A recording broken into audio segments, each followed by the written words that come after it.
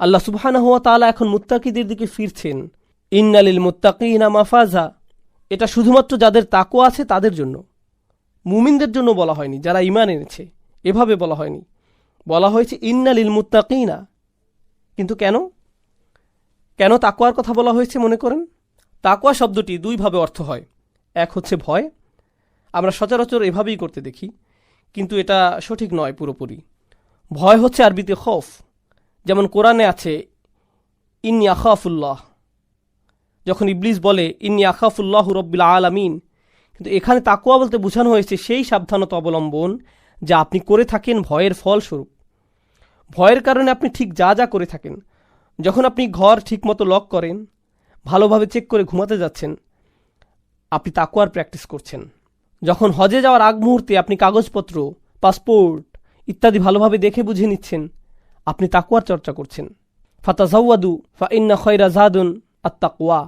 তো তাকওয়া হচ্ছে সতর্কতামূলক কাজকর্ম করে নেয়া। আক্ষরিকভাবে আল্লাহ আজ্জা জাল্লা আমাদের কোরআনে বলছেন ফাত্তাকুন্নার, জাহান্নামের আগুন থেকে বাঁচতে সতর্ক হও, এমন কাজকর্ম করো যাতে করে শেষে জাহান্নামের আগুনে পুড়তে না হয়।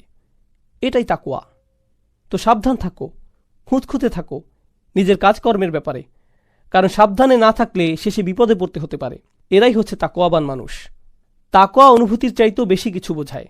এটা এমন অনুভূতি যার পরিণতি আমাদের কিছু না কিছু করতে বাধ্য করে। আপনি কিছু করেন যাতে নিজে বাঁচতে পারেন, নিজেকে সাহায্য করেন, এটাই তাকওয়া। ইন্নালিল মুত্তাকিনা, সেসব মানুষ যাদের ভয় ছিল, যারা সাবধান ছিলেন, তাদের ভয় ছিল যে কাজের পরিণতি ভোগ করতে হবে, আর সেই ভয়কে তারা কাজে রূপান্তর করেছিল। শুধুমাত্র তাদের জন্য আছে মাফাজা। মাফাজ শব্দটি মাসদার আর জারফ দুটোই হতে পারে। এর দ্বারা বোঝায় তারা সফল হতে পারে, সাথে সফলতা উদযাপনের স্থানও তারা পেতে পারে, আর এর সাথে নির্দিষ্ট সময়ও তারা পেতে পারে। যখন তারা তাদের সফলতা উদযাপন করবে, তিনটা অর্থ পাওয়া যাচ্ছে কেবল একটা শব্দ থেকে, মাফাজান শব্দটি। আবারও এর দ্বারা বোঝায় শুধুমাত্র তাকওয়াবান মানুষেরাই সফল। সফলতা হিসাবে নির্দিষ্ট জায়গাও থাকবে, যেটা জরফ মাকান, সফলতার স্থান অর্থাৎ জান্নাত। মাফাজ শব্দের অর্থ এছাড়াও সফলতার সময়কাল বোঝায়, মানে বিশ্বাসীদের অবশ্যই ধৈর্যশীল হতে হবে, শীঘ্রই তারা পাবে। এখন হয়তো পাচ্ছে না, কিন্তু নিঃসন্দেহে শীঘ্রই তারা পেতে যাচ্ছে একটা নির্দিষ্ট সময়ে। হাদাইকা ওয়া আনাবা, এরপর আল্লাহ বিবরণ দিচ্ছেন অন্তত পক্ষে যে স্থানে তারা থাকবে সেটার হাদাইকা অর্থাৎ বাগান। আরবিতে হাদাইক শব্দটি বেশ মজার। এর দ্বারা বোঝায় এমন কোনো বাগান যেটার উঁচু দেয়াল বা বেড়া রয়েছে, মানে এটি দ্বারা সংরক্ষিত কোনো বাগান বোঝায় যেটাতে কেবল মালিক একাই যেতে আসতে পারবে। এটাই হাদিকা বা জান্নাত শব্দটি হতে একটু ভিন্ন। এছাড়াও হাদাইকা শব্দটির সাথে জড়িত একটি শব্দ হচ্ছে হাদাকা, যার দ্বারা বোঝায় চোখের মণি, কেননা এটা একটা চমৎকার বন দ্বারা পরিবেষ্টিত। অর্থাৎ এমন একটি বাগানের কথা বলা হচ্ছে যা কিনা বিভিন্ন রঙের মিশ্রণ, বর্ণ দ্বারা বৈশিষ্ট্যমণ্ডিত। হাদাইকা বলতে এমন একটি বাগানই বোঝায়। হাদাইক এখানে বহুবচন, অনেকগুলো বাগান। ও আনাবা মানে আঙ্গুর, এটি এমন এক খাবার যাতে ইতিমধ্যেই পানীয় মজুদ আছে, একের ভিতরে দুই। সুবহানাল্লাহ। ও কাওয়াইবা আতরাবা, কাওয়াইব হচ্ছে কাইব শব্দের বহুবচন, যার অর্থ হচ্ছে খুবই আকর্ষণীয়, সুন্দরী তরুণী, যাদেরকে আতরাবা বলা হয়েছে। তারা একের অধিক থাকবে বিশ্বাসীদের জন্য। আর আতরাব মানে হচ্ছে তারা সমবয়সী হবে, তারা একে অপরের জন্য খুবই উপযুক্ত সঙ্গী হবে, আতরাবা। তারপর আল্লাহ বলছেন ওয়া কাসান দিহাকা। কাস শব্দটি বর্তমানে বোঝায় কাপ অথবা গ্লাস। ক্লাসিক্যাল আরবিতে কাস শব্দটি ঠিক তখনই ব্যবহার হতো যখন সেটি কোনো মদ বা দামি পানীয় দ্বারা পূর্ণ থাকত। শুধুমাত্র এক্ষেত্রেই তারা কাস শব্দটিকে গ্লাস বোঝাতে ব্যবহার করত, অন্যথায় অন্য শব্দের প্রয়োগ হতো। এখানে বলা হয়েছে ওয়া কাসান দিহাকা, মানে খুবই দামি অথবা ভিনদেশী কোনো পানীয়। তারপর দিহাকা শব্দের অর্থ উজ্জ্বল ও পরিপূর্ণ, দীপ্তিমান, অর্থাৎ সেই পানীয়র বর্ণ হবে ভিন্ন ধরনের, সাধারণ নয়, আর সেটি হবে পরিপূর্ণ, ঠিক যেমন পার্টি বা উৎসবে থাকে। এরপর আল্লাহ বলেন লা ইয়াসমাউনা ফিহা লাগওয়ান ওয়ালা কিযাবা। সুবহানাল্লাহ। তারা সেখানে সেই সকল বাগানগুলোতে কোনো ধরনের লাগওয়ান বা কিযাব শুনতে পাবে না। লাগওয়ান শব্দের অর্থ হচ্ছে অপ্রয়োজনীয় কথাবার্তা, আর কিযাব হচ্ছে কেউ যে কোনো কারো বিরুদ্ধে মিথ্যা বলে, এমন যে কোনো দুইটি বিষয় আলাদাভাবে আল্লাহ উল্লেখ করেছেন। সূরার শুরুতে ছিল আম্মা ইয়াতাসাআলুনা আনিন নাবাইল আযীম আল্লাযী হুম ফীহি মুখতালিফুন। এগুলোই ছিল লাগউন। আল্লাহ বলছেন, বিশ্বাসীরা তোমাদের চিন্তা নেই, যখন তোমরা জান্নাতে আসবে এখানে তোমরা অযথা কথাবার্তা শুনতে পাবে না। ওয়ালা তাসমাউন্না মিনাল্লাযীনা উতুল কিতাবা মিন ক্বাবলিকুম ওয়া মিনাল্লাযীনা আশরাকু আযান কাসীর। এই দুনিয়াতে সূরা আল ইমরানে আল্লাহ বলছেন, তোমাদের অনেক কষ্টকর আলাপ আলোচনা কানে নিতে হয়, অসংখ্য কষ্টকর শব্দ তোমাদের সহ্য করতে হয় কাফিরদের থেকে। এমনকি রাসূলকেও বলা হয়েছে, ফাসবির সবরান জামিলা, এই জীবনে শুধু একটু ধৈর্য ধরে যাও সুন্দরভাবে। অসবির আলা মা ইয়াকুলুনা ওয়াহজুরহুম হাজরান জামিলা, তাদের কথাতে ধৈর্য ধারণ করো। এখানে আল্লাহ আমাদের বলছেন যে এদের ব্যাপারে দুশ্চিন্তা করো না, যখন তোমরা এখানে চলে আসবে এসব আজেবাজে কিছুই তোমাদের শুনতে হবে না। লা ইয়াসমাউনা ফিহা লাগওয়া ওয়ালা কিযাবা। অপর বিষয়টি, বিশ্বাসীরা যারা দিনের জন্য কাজ করে তারা সর্বদা কি শুনতে পায় জানেন? কিযাব। তারা মিডিয়াতে কিযাব শুনতে পায়, তাকযীব শুনতে পায়, যখন মানুষজন নবী রাসূলদের বিরুদ্ধে মিথ্যা বলে, তাদের নামে আজেবাজে কথাবার্তা ছড়ায়, মানহানি করতে চেষ্টা করে, আল্লাহর কিতাব সম্পর্কে মিথ্যা শুনতে থাকে। এগুলো সবই কিযাব। এগুলি হচ্ছে কষ্টের, দুঃখের বিষয় বিশ্বাসীদের জন্য। তাই আল্লাহ বলছেন, তোমাদের এসব কথাবার্তা দ্বারা আর কষ্ট সহ্য করতে হবে না। লা ইয়াসমাউনা ফিহা লাগওয়া ওয়ালা কিযাবা জাযাআম মির রাব্বিকা। আর এই সকল চমৎকার বিবরণের ব্যাপারে প্রথমেই আল্লাহ বলছেন জাযাআম মির রাব্বিকা। লক্ষ্য করুন, কুফফারদের ব্যাপারে প্রথমে আল্লাহ বলেছিলেন জাযাআম ওয়িফাকা, তারপর থেমে গিয়েছিলেন। ওয়িফাক মানে যথাযথ, কমও না বেশিও না, বরাবর। আল্লাহ জান্নাতের জন্য ওয়িফাক শব্দটি ব্যবহার করেননি। কেন? কারণ তিনি আমাদের যতটুকু প্রাপ্ত ততটুকুন তো দিবেনই, সাথে আরও দিবেন। সেই জন্যই তিনি শুধু জাযাআম মির রাব্বিক বললেন, সাথে এখানে তিনি রব্বিকা শব্দটি উল্লেখ করেছেন। রব বলতে আস-সাইয়্যিদ, মুরশিদ, মুরব্বি, আল মুতি ইত্যাদি সবই বোঝায়। অর্থাৎ যিনি দান করেন, যিনি দেখাশোনা করেন, সকল কিছু রক্ষণাবেক্ষণ করেন, যিনি সৃষ্টি করেন, সকল সুযোগ সুবিধা দিয়ে থাকেন, এই সমস্ত পজিটিভ শব্দসমূহ সবই রব শব্দের অন্তর্ভুক্ত। এটি একটি করুণাময় রহমত সম্পন্ন শব্দ। রব কিন্তু তাদের সাথে ব্যবহৃত হয়নি। আল্লাহ বলেননি জাযাআম ওয়িফাকা মির রাব্বিহিম, না, তিনি এমনটা বলেননি। কেননা এখানে করুণা, দয়ার কোনো অবকাশই নেই। এখানে আল্লাহ তার দয়ার উল্লেখ করছেন। তবে তিনি শুধুই রবের কথা বলেননি, রব্বিস সামাওয়াতিও বলেননি, যেটা সামনে আসছে। বলছেন রব্বিকা, তোমার মালিকের পক্ষ থেকে। ও মুহাম্মদ সাল্লাল্লাহু আলাইহি সাল্লাম। আর আমরা জানি আল্লাহ যখন তার রসুলের সাথে কথা বলেন, সেটাই কোরআনের সবচাইতে দয়াশীলতার জায়গাগুলোর একটি। তো এখানে রহমতের ভার আরও বৃদ্ধি হলো, শুধু রব না বলে রব্বিকা বলার কারণে। তোমার রব মুহাম্মদ সাল্লাল্লাহু আলাইহি সাল্লাম। তারপর তিনি আরও দুটি শব্দ যুক্ত করলেন, খুবই চমৎকার দুটি শব্দ। আমরা আগে থেকেই জানি এখানে আরও শব্দ আসবে, কেননা তিনি ওয়িফাক শব্দটি ব্যবহার করেননি। তিনি এখানে যুক্ত করলেন আতাআন। আতাআ হচ্ছে আপনি যখন কাউকে এমন কিছু দেন যা পাওয়ার মতো যথাযথ কাজ সে করেনি, পূর্ণ যোগ্য সে নয়, সেটি একটি গিফট। যেমন ইন্না আতাইনাকা আল কাউসার, কাউকে কিছু উপহার দেয়া একটি বিষয়, কিন্তু উপহারের বন্যায় ভাসিয়ে দেয়া, রাজকীয় উপহার দেয়া, এটাই হচ্ছে ইআতাআ। তো আল্লাহ প্রথমে বলেছেন আতাআন, তাদের উপর উপহারের বন্যা বইবে। তারপর তিনি বলছেন হিসাবা। যারা উর্দুভাষী মানুষ আছেন মনে করবেন না যে এটা উর্দু হিসাব বোঝানো হচ্ছে, সাবধান, এটা সেই হিসাব নয়। কাতাদা রাদিয়াল্লাহু আনহু বিষয়টা সুন্দরভাবে ব্যাখ্যা করেছেন। কখনো কেউ বলে আহসাবতু ফুলানান, শব্দটা দ্বারা প্রাচীন আরবিতে অর্থ হতো আমি কাউকে এত এত এতই দিয়েছি যে ব্যক্তি নিজেই বলছে আমি আর নিতে পারছি না, অনেক হয়েছে। ঠিক এই পয়েন্টে যখন সে পৌঁছায় তখন সে বলে হিসাবান। তো আল্লাহ বলছেন তিনি এতই দিবেন যে বিশ্বাসীরা নিজেরাই বলবে আমাদের আর চাই না, অনেক হয়েছে। তাই জাযাআম মির রাব্বিকা আতাআন, আর তারপর হিসাবা। আল্লাহ আমাদের এমন অসাধারণ উপহারের স্বাদ নেওয়ার যোগ্য করে তুলে। এই আয়াত নিয়ে আমি বেশ কয়েকদিন থেকেই চিন্তা করছিলাম, কিন্তু এটা নিয়ে খুতবা দেওয়ার বা এটাকে নিয়ে আমার চিন্তাভাবনা প্রকাশ করার কোনো সুযোগ হয়নি।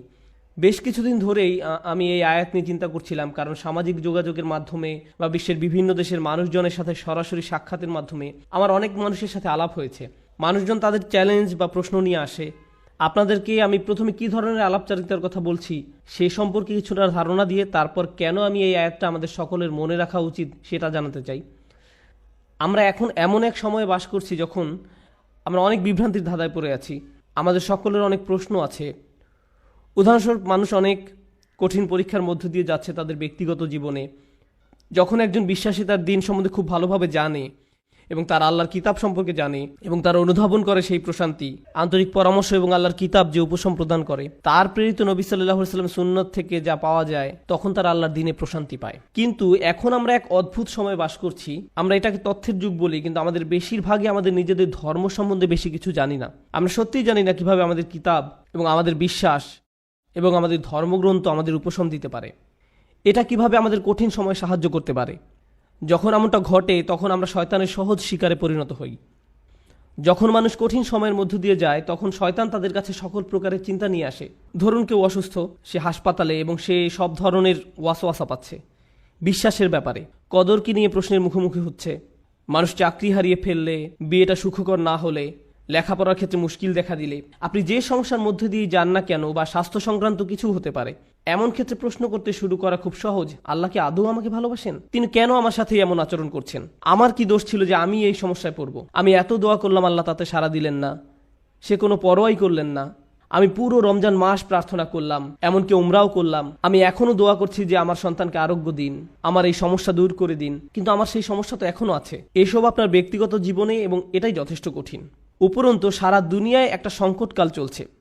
উদাহরণস্বরূপ, আপনাদের অনেকের পরিবার সিরিয়ায় আছে, বা সারা দুনিয়ায় সিরিয়ার মতো জায়গায়, যে জায়গাগুলো পুড়ছে, যেখানে পরিবার নিরাপদ নয়, সন্তানেরা নিরাপদ নয়, যেখানে সব ধরনের মানবিক বিপর্যয় ঘটে চলছে এবং মানুষ মারা যাচ্ছে। ব্যাপারটা অনেকটাই যেন রাসূল সাল্লাল্লাহু আলাইহি ওয়াসাল্লামের বাণীকে পূর্ণ করার জন্য, যে হত্যাকারী জানবে না যে সে কেন মারছে, আর যাকে হত্যা করা হচ্ছে সেও কারণটা জানবে না। এমন এক সংকটময় পরিস্থিতিতে অনেক মানুষ প্রশ্ন করা শুরু করে যে কেন আমরা ব্যক্তিগত জীবনে তো বটেই, এমনকি সারা দুনিয়ায় পাগলাটে ঘটনা ঘটে চলছে। এই সব কিছুতে আল্লাহ কোথায়? তিনি কি এইসব সমস্যা দূর করতে পারেন না? এমন তো না যে আমরা দোয়া করছি না। কুনুতে নাজিলা প্রতি রাতেই সারা দুনিয়ায় মসজিদে পড়া হচ্ছে। আল্লাহুম্মা সুরিল ইসলাম ওয়াল মুসলিমিন, আইজিল ইসলাম ওয়াল মুসলিমিন। মুসলিমদের সহায়তা করুন, ইসলামকে সহায়তা করুন, মুসলিমদের শক্তি দিন, ইসলামকে শক্তি দিন। হে আল্লাহ, আমাদের দিনের শত্রুদের বিরুদ্ধে শক্তি দিন। মনে হচ্ছে যে শত্রুরা দিন দিন আরো শক্তিশালী হচ্ছে আর বেশি বেশি করে রক্তপাত ঘটাচ্ছে। সেই মুহূর্তে কোনো ব্যক্তি তার ধর্ম নিয়ে খুবই হতাশ হয়ে যায় এবং চিন্তা করা শুরু করে এসবের কোনো মানে হয় না, আমি কেন দোয়া করব, কিছুই তো বদলাবে না। এটা কিন্তু আসলে খুব সার্বজনীন একটা সমস্যা। এই সমস্যার ফলাফলস্বরূপ কিছু জিনিস ঘটে। কিছু মানুষ দোয়া করাই বন্ধ করে দেয়। শুধু দোয়াই নয়, এমনকি তারা নামাজ পড়াও বন্ধ করে দেয়, পরোয়া করে না।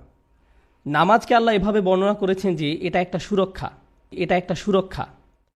ইন্না সালাতা তানহা আনিল ফাহশাই ওয়াল মুনকার। নামাজ আপনাকে সব ধরনের লজ্জাহীনতা, অশ্লীল আচরণ এবং সব ধরনের ক্ষতি থেকে রক্ষা করে, সব ধরনের ক্ষতি থেকে রক্ষা করে। সুতরাং আল্লাহ যখন এমনটা বলেন এবং কোনো ব্যক্তি নামাজ ত্যাগ করে, তখন তারা আসলে সরাসরি শয়তানের শিকারে পরিণত হয়, সব ধরনের খারাপ কাজ করে যাবে এবং যে করছে সে বুঝতেও পারবে না যে সে কেন এই কাজটা করছে। এরপরে এমন মানুষও কিন্তু আছে যারা অত দূর যায়নি, তারা এখনো দিনের উপর অধিষ্ঠিত আছে, তারা এখনো দিনকে ধরে রেখেছে, কিন্তু তারা কোনো মতে ধরে আছে, কোনো ক্রমে ধরে আছে, তারা কোনো ক্রমে জুমার নামাজে আসে, এমনকি সেটাও তার জন্য সংগ্রাম। কিছু মানুষের অবস্থা এত খারাপ হয়ে যায় যে তারা একটা মসজিদের ভিতরে বেশি সময় থাকতেও পারে না। যদিও কোনো কারণে তারা থাকে, তাহলে অস্বস্তি বোধ করা শুরু করে। এমন ঘটনা ঘটে। আমার এমন অনেক মানুষের সাথে সাক্ষাৎ হয়েছে। আমি মনে করি না যে তারা খারাপ মানুষ। যাই হোক, আমি মনে করি কিছু মৌলিক বিষয় ঠিক ছিল না, কিছু নির্দিষ্ট চিন্তা, কিছু নির্দিষ্ট ধারণা, কিছু নির্দিষ্ট অনুভূতিতে ভুল আছে। আর সেই ভুল অনুভূতির কারণে একজন খুব বিপজ্জনক পথে চলে, সেই পথে যেটা পথভ্রষ্টতার দিকে নিয়ে যায়। এদিকে সূরা হাজের শুরুতে আল্লাহ আযজা ওয়া জাল্লা বলছেন সেই সব মানুষের কথা যাদের কাছে মানুষকে পথভ্রষ্ট করার কার্যপ্রণালী আছে। খারাপ মানুষ যারা কোনো জ্ঞান ছাড়াই আল্লাহর বিরুদ্ধে তর্ক করে, এরা আর কিছু চায় না। মাই ইউজাদিলু ফিল্লাহি বিগাইরি ইলমিন ওয়ালা হুদাও ওয়ালা কিতাবিম মুনির। কোনো ব্যক্তি আল্লাহর ব্যাপারে তর্ক করে, বিতর্ক করে এবং ধর্মকে ঘৃণা করে এবং আল্লাহকে ঘৃণা করে, নবী সাল্লাল্লাহু আলাইহি সাল্লামকে ঘৃণা করে এবং তাদের কোনো ধারণাই নাই যে তারা কেন বিতর্ক করছে, পথ নির্দেশনাও নেই, কোনো আলোকিত চিন্তার আলোকেও তারা কাজটা করে না, অভিযোগ করার জন্যই অভিযোগ করা। সেই ধরনের মানুষগুলোর জন্য শুধু এটা যথেষ্ট নয় যে তারা বিভ্রান্তিতে আছে, তাদের আসলে অন্য কাউকে ভুল পথে পরিচালিত করতে হবে। সেটা একদল মানুষ। কিন্তু এই দলের মানুষদের নিয়ে আমি আজ কথা বলবো না। আমি কথা বলবো এর পরের যে দল, তাদের নিয়ে, যারা কিনারায় আছে, আক্ষরিকভাবেই যারা প্রান্তে আছে। কুরআন তাদেরকে এইভাবে বর্ণনা করছে, অমিনান নাসি মান ইয়াবুদুল্লাহি আলা হারফ। আমি এটার এভাবে অনুবাদ করব যে মানুষের মধ্যে এমন কেউ আছে যে আল্লাহর উপাসনা করে একদমই কিনারায়। তারা আল্লাহর উপাসনা করে কিন্তু পর্বতের একদম খারাপ প্রান্তে। এর অর্থ কি? এর অর্থ হলো কিছু সময় এখানে, কিছু সময় সেখানে পড়ে যাওয়ার জন্য প্রস্তুত। তাদের বিশ্বাস যথেষ্ট স্থির নয়, তারা তাদের উপাসনায় যথেষ্ট স্থিতিশীল নয়, তারা অনড় নয়, তাদের মনে এমন প্রশ্ন আছে যার উত্তর তার জানা নেই, অমীমাংসিত আবেগ। সুতরাং সেটা কিভাবে প্রদর্শিত হয়? আল্লাহ নিজে বলেন, ফাইন আসাবাহু খায়রুন আতবাআন্না বিহি। যখন ভালো কিছু তাদের আসে, যদি জীবনে ভালো কিছু ঘটে, তাহলে তারা ভালো থাকে। ঠিক আছে, ঠিক আছে, আল্লাহ আসলে এই দুয়াটা শুনেছেন, সুতরাং আমি এখন নামাজ পড়তে পারি, আমার ভালো লাগছে। ওয়া ইন আসাবাহু ফিতনাতুন, যখন তারা কোনো ফিতনার সংস্পর্শে আসে। ফিতনা শব্দের অর্থ হলো কোনো ধরনের পরীক্ষা, কোনো কিছু যেটা তাদের বিশ্বাসকে পরীক্ষা করে।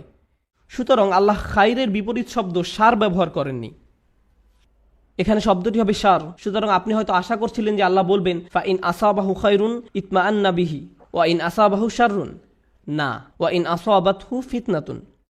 কেন এই শব্দটি গুরুত্বপূর্ণ? কারণ আল্লাহ আমাদেরকে জানাচ্ছেন, যখন আপনার খারাপ কিছু ঘটে, তখন শুধু আল্লাহ আপনার বিশ্বাসকে পরীক্ষা করছেন। আল্লাহ শুধু দেখতে চান আপনি কি বিশ্বাস করেন এক আল্লাহকে, যে আপনাকে তখনও ভালোবাসেন, যিনি তখনও আপনাকে গুরুত্ব দেন, তখনও তিনি আর রহমান, তখনও তিনি আর রাজিক, তিনি তখনও আপনার সব কিছুর যোগান দিয়ে যাচ্ছেন, আপনার যত্ন নিয়ে যাচ্ছেন, যদিও আপনি তা দেখতে পান না, যদিও আপনার মনে হচ্ছে যেন আপনার সামনে সমস্যার স্তূপ। আর শয়তান চায় যে আপনি প্রশ্ন করুন আল্লাহ কোথায়, সে চায় যে আপনি প্রশ্নটি করুন। তাই আল্লাহ আপনাকে অনেক সময় এমন পরিস্থিতি ফেলতে চান, এটা দেখার জন্য যে আপনার বিশ্বাস কতটা পাকাপোক্ত। এই দিনের শুরু কিন্তু আল্লাযিনা ইউমিনুনা বিল গায়ব, তারা এমন এক আল্লাহকে বিশ্বাস করে যাকে তারা দেখতে পায় না। এর অর্থ শুধু এই নয় যে আমরা আল্লাহকে দেখতে পাই না, পরিকল্পনাও দেখতে পাই না। আল্লাহ আপনাকে বলে দেন না যে তোমার দিনটা এভাবে যাবে, তুমি এখন কঠিন সময়ের মধ্য দিয়ে যাচ্ছ, কিন্তু সহজ সময় আসছে কয়েক সপ্তাহ বা কয়েক বছর বা কয়েক ঘন্টার মধ্যেই। আমরা জানি না যে পরবর্তী মিনিটেই পরিস্থিতি ভালো হবে নাকি আরো 10 বছর লাগবে, আমরা কিছু জানি না। আল্লাহ সেটা বলবেন না। ওমা কান আল্লাহু লিইউতলিয়াকুম আলাল গায়ব, আল্লাহ আপনাকে অদৃশ্যের ব্যাপারে জানাবেন না, তিনি সেটা আপনাকে জানাতে বাধ্য নন। আল্লাহ শুধু আপনাকে বলছেন তাকে বিশ্বাস করতে, শুধু আপনাকে বলছেন তাকে বিশ্বাস করতে, তাকে বিশ্বাস করতে যে আপনি নিজেকে কতটা ভালোবাসেন, আল্লাহ আপনাকে তার চেয়েও বেশি ভালোবাসেন। আপনাকে শাস্তি দিয়ে, যন্ত্রণা দিয়ে তার কোনো লাভ নেই, তার কোনো লাভ নেই। মা ইয়াফআলুল্লাহু বিআযাবিকুম, আপনাকে শাস্তি দিয়ে আল্লাহর কী লাভ? আপনি কেন ভাবেন যে আল্লাহ আপনাকে পাকড়াও করতে চান? আল্লাহ নিজে আক্ষরিক অর্থেই এই প্রশ্ন করেছেন। সুতরাং যখন আপনি আমি পরীক্ষার মধ্য দিয়ে যাই, তখনই এটা হিসাব করে দেখার সময় যে আল্লাহকে বিশ্বাস করা তো সহজ, যখন সব কিছু ঠিক আছে তখন এটা তুলনামূলকভাবে সহজ। কিন্তু বিশ্বাস করা কঠিন, বিশেষত আল্লাহর কিছু নামে, আল্লাহর সেই সব নামে যেগুলোকে আমরা কঠিন সময় আঁকড়ে ধরে আছি, সেগুলোকে ধরে রাখা কঠিন যখন আমাদের উপর আঘাত আসে। যখন আমরা বিশ্বাস করি যে আল্লাহ উপশমকারী, আল্লাহই সব শিফার মালিক, তার কিতাব হলো শিফা, আর আপনি হাসপাতালে বসে আছেন মৃত্যুমুখী মার কাছে বা মৃত্যুমুখী বাবার কাছে, তখন বিশ্বাস করা কঠিন। এটা অনেকের কাছেই কঠিন মনে হয়। এই খুতবাকে আমি দুইটা জিনিসে ভাগ করতে চাই। একটা হলো দোয়া বিষয়ে আমাদের চিন্তাভাবনা সংশোধন করা। পবিত্র কোরআনের অধিকাংশ দোয়াতে, নবী সাল্লাল্লাহু আলাইহি সাল্লামের সুন্নতের অধিকাংশ দোয়াতে আপনি খুব সাধারণ একটা ব্যাপার খেয়াল করবেন যে কোনো না কোনোভাবে আপনি আল্লাহর কাছে নিজের জন্য আরও বেশি শক্তি, আরও বেশি সামর্থ্য প্রার্থনা করছেন। আপনি আল্লাহর কাছে পথ প্রদর্শন, আল্লাহর কাছে ক্ষমাশীলতা এবং আল্লাহর কাছে কৃতজ্ঞতা প্রকাশ করার দোয়া করছেন। আউজিআইনি আন আশকুরা নি'মাতাকা আল্লাতী আন'আমতা আলাইয়া, আমাকে ক্ষমতা প্রদান করুন যাতে আমি আপনার নিয়ামতের কৃতজ্ঞতা প্রকাশ করতে পারি। আমি আপনাদের একটা উদাহরণ দিব যা দ্বারা আপনাদের বুঝতে সহায়ক হবে যে আমি আসলে কি বোঝাতে চাচ্ছি। যেমন ধরুন, একজন মানুষ সমুদ্রে ছিল এবং তাদের জাহাজের সাথে পাথরের সংঘর্ষ হয়ে জাহাজটি ডুবে গেল। তিনি একটি কাঠের টুকরায় সমুদ্রে ভেসে আছেন, দোয়া করছেন এবং আল্লাহর কাছে দোয়া করছেন। এমত অবস্থায় তিনি দুইভাবে দোয়া করতে পারেন। হে আল্লাহ, আমাকে এখনই একটি দ্বীপে স্থানান্তর করুন এবং এই ঝড় বৃষ্টি বন্ধ করে দিন, অথবা হে আল্লাহ আমাকে এই কঠিন সময় মোকাবেলা করার শক্তি দিন। এখন তিনি দোয়া করলেন, আমাকে এখন একটি হেলিকপ্টার পাঠান এবং আমাকে একটি দ্বীপে নিয়ে যান। দোয়া করতে লাগলেন, হেলিকপ্টার হেলিকপ্টার হেলিকপ্টার, কিন্তু কোনো হেলিকপ্টার আসলো না। তিনি বললেন, আল্লাহ আমাকে হেলিকপ্টারও পাঠালেন না, আমি তো অনেক দোয়া করলাম, এটা ঠিক না, বাদ দাও, আমি আর দোয়াই করব না। অথবা মনে করুন উনি দোয়া করছেন সমুদ্র শুকিয়ে সমতল ভূমি হয়ে যাক, বলছেন হে আল্লাহ আপনার তো সেই ক্ষমতা আছে যে কোনো অবস্থার পরিবর্তনের, আপনি সকল কিছুর সৃষ্টিকর্তা, আপনি এই সমুদ্রকে সমতল ভূমিতে পরিণত করতেই পারেন। আপনি যেহেতু ইব্রাহিম আলাইসাল্লামকে নিক্ষেপ করে আগুন ঠান্ডা করে দিয়েছিলেন, আপনি আমার জন্য এটাও করতে পারেন। কিন্তু তারপরও সেটা ভূমিতে পরিণত হয় না, সমুদ্রই থেকে যায় এবং লোকটা ধীরে ধীরে ডুবে যাচ্ছেন। আমি যে বিষয়টা বলতে চাচ্ছি, আমরা মনে করি দোয়ার উদ্দেশ্য হলো আমাদের পারিপার্শ্বিক বাস্তবতা পরিবর্তন করা। কিন্তু যদি আপনি কুরআন এবং সুন্নাহর দোয়াগুলো অধ্যয়ন করে থাকেন তবে আপনি খেয়াল করে দেখবেন যে পরিবর্তন আপনি যা চাইবেন তা একান্তই নিজের জন্য। হে আল্লাহ, আমি একটা কঠিন সময়ের মধ্যে দিয়ে যাচ্ছি, এটা কাটিয়ে ওঠার সক্ষমতা দান করুন। কিছু পরীক্ষার্থী একটা সাধারণ পরীক্ষা দিবে, তখন তারা দুই ধরনের দোয়া করতে পারে। একটি হলো, হে আল্লাহ আমাকে এই বিষয়টি বুঝে নেওয়ার ক্ষমতা দিন, মনোযোগী করুন, আমাকে এমন ক্ষমতা দিন যেন পরীক্ষা দেওয়ার সময় আমি ঘাবড়িয়ে না যাই, অলসতা যেন আমাকে গ্রাস না করে, এভাবে নিজের জন্য দোয়া করা। অথবা তারা এভাবে বলতে পারেন, ইয়া আল্লাহ আমি জানি এটা একটা মেডিকেল পরীক্ষা, কিন্তু আপনি এটাকে ক্লাস 2 এর অঙ্কর পরীক্ষার মতো সহজ করে দিন, যেন আমার এই সমস্যাই না থাকে। আপনি হয়তো বাস্তবতা বদলাবার জন্য দোয়া করতে পারেন, অথবা নিজের সক্ষমতা বৃদ্ধির জন্য দোয়া করতে পারেন। বেশিরভাগ মানুষ যারা ধর্মবিশ্বাসে দুর্বল, তারা নিজেদের ক্ষমতা বৃদ্ধি বা নিজেদের পরিবর্তন চায় না, এবং আল্লাহর কাছেও তাই চায়। কিন্তু আসলে কি সেই পরিবর্তন হয় না? এবং যখন পরিবর্তন হয় না, তখন তারা আল্লাহকে দোষারোপ করে, কেন আপনি আমার পৃথিবীকে পরিবর্তন করেননি, কেন আপনি সবকিছুকে আমার জন্য সহজ করে দেননি। আপনি যদি চান বাস্তবতা আপনার পক্ষে থাকবে, তাহলে আপনাকে সত্যিকারভাবে শিখতে হবে কিভাবে আল্লাহর কাছে সমর্পিত হতে হয়। এমন নয় যে যখন কিছু প্রয়োজন, কোনো সমস্যা, তখনই আল্লাহর কাছে সাহায্য চান, বরং আপনি আল্লাহর কাছে সব সময় আসবেন, আপনাকে সব সময় তার কাছে সমর্পিত হতে হবে। এভাবে এই মনোভাবের উন্নতি হবে এবং এমন একটি সময় আসবে যখন বাস্তবতা আমাদের কাছে আত্মসমর্পণ করবে, আর সেই সময় হলো যখন আমরা আল্লাহর সাথে মিলিত হব। লাহুম মা ইয়াশাউন, আমরা যা চাই তা সবই আমরা পাবো। সমস্যা হলো আমরা সবাই এই মুহূর্তে চাই। আল্লাহ বলছেন, আমি তোমাদের সবই দিব, কিন্তু এখন তোমরা কিছু ভালো অভিজ্ঞতা অর্জন করবে এবং কিছুটা পরীক্ষায় পড়বে। আর একমাত্র যে কারণে তিনি আমাদের পরীক্ষায় উপনীত করেন তা হলো তিনি চান আমরা যেন উত্তীর্ণ হই এবং জান্নাতের জন্য যোগ্যতা অর্জন করি, কারণ এই কষ্টকর যাত্রা আমাদেরকে তাঁর সান্নিধ্যে নিয়ে আসবে। পরবর্তী প্রসঙ্গে আসতে পারি, যাতে করে এই আয়াত শেষ করতে পারি। প্রতিবন্ধকতার উদ্দেশ্য। আমরা আমাদের জীবনে কিছু জিনিস চাই। একজন যুবক হয়তো বিয়ে করতে ইচ্ছুক বা একজন যুবতী বিয়ে করতে ইচ্ছুক। আপনি একটা ভালো চাকরি বা বাড়ি চান, আপনি চান আপনার পরিবার ভালো থাকুক, আপনি সন্তানদের ভালোভাবে লালন পালন করতে চান, তাদের জন্য ভালো শিক্ষা, তাদের ভালো বিয়ে দিতে চান। আমাদের জীবনে বিভিন্ন জিনিসের অগ্রাধিকার রয়েছে, এমন জিনিস যা আপনি চাচ্ছেন গত মাস থেকে। আপনি বিভিন্ন জিনিস এই জীবনে অর্জন করতে চান। আল্লাহ তাঁর কিতাবে আমাদের শিক্ষা দেন যে এমন একটা জিনিস আছে, তা যদি তোমরা অর্জন করতে পারো, সেটা হবে তোমাদের জীবনের সবচেয়ে বড় অর্জন। সব ঠিক হয়ে যাবে যদি তোমরা এই জিনিস পাও, এবং সেই জিনিস হলো আল্লাহর নিকটবর্তী হওয়া, আল্লাহর সাথে ভালো সম্পর্ক তৈরি করা, তার সাথে সত্যিকারের সম্পর্ক ও বন্ধন তৈরি করা। কিন্তু সমস্যা হলো যখন জীবন সত্যি ভালো থাকে, তখন তারা পথভ্রষ্ট হয়ে পড়ে। আপনি তখন ভিডিও গেম থেকে শুরু করে চলচ্চিত্র, তা থেকে সোশ্যাল মিডিয়ার হালচাল, তা থেকে রেস্টুরেন্টে বন্ধু বান্ধবদের সাথে ঘোরাঘুরি, দিন শেষে ঘুমিয়ে পড়েন। আল্লাহকে ভুলে যান, আল্লাহকে মনে রাখেন না, ভুলে যান। এরপর যখন কঠিন সময় আসে, তখন বন্ধুরা আর সাথে থাকে না, খেলাধুলা ভালো লাগে না, গাড়িটাও ভালো লাগে না, কারণ স্বাস্থ্য নষ্ট হয়ে গিয়েছে। আর যখন শরীর অসুস্থ হয়ে পড়ে, কোনো কিছুই আর ভালো লাগে না, খালি তখন মনে হয় যে আমি কখন হাসপাতালের থেকে ছাড়া পাবো। ইস, আমি যদি আবার হাঁটতে পারতাম। মানুষজন আপনার পছন্দের খাবার আনবে, আপনি খেতে যাচ্ছেন না। আপনার পছন্দের মুভি দেখাবে, আপনি দেখতে চান না। আপনি সারাক্ষণ যেসব বিষয়ে মেতে থাকতেন, একটার পর একটার পিছে ছুটে বেড়াতেন, আজ আর কিছুই ভাল লাগে না। কোনো কিছুর প্রতি আজ আপনার কোনো আগ্রহ নেই, কারণ আল্লাহর একটি রহমত আপনার জন্য কিছুটা কমে গিয়েছে। এমত অবস্থায় আপনার জন্য দুইটা উপায় রয়েছে। আপনি যদি এমন মানুষ হন যাদের অবস্থান বিশ্বাসের একেবারে প্রান্ত সীমায়, আপনি আল্লাহকে দোষ দেওয়া শুরু করতে পারেন। আপনি কেন আমাকে এই বিপদে ফেললেন?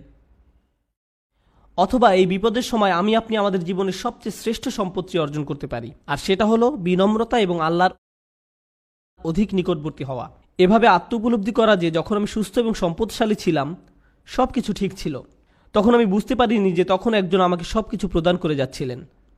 আল্লাহ আমাকে প্রতি মুহূর্তে যোগান দিয়েছিলেন। আমি এর কোনো কিছুরই যোগ্য ছিলাম না। এজন্যই আল্লাহ সুবহানাহু ওয়া তাআলা বলেন,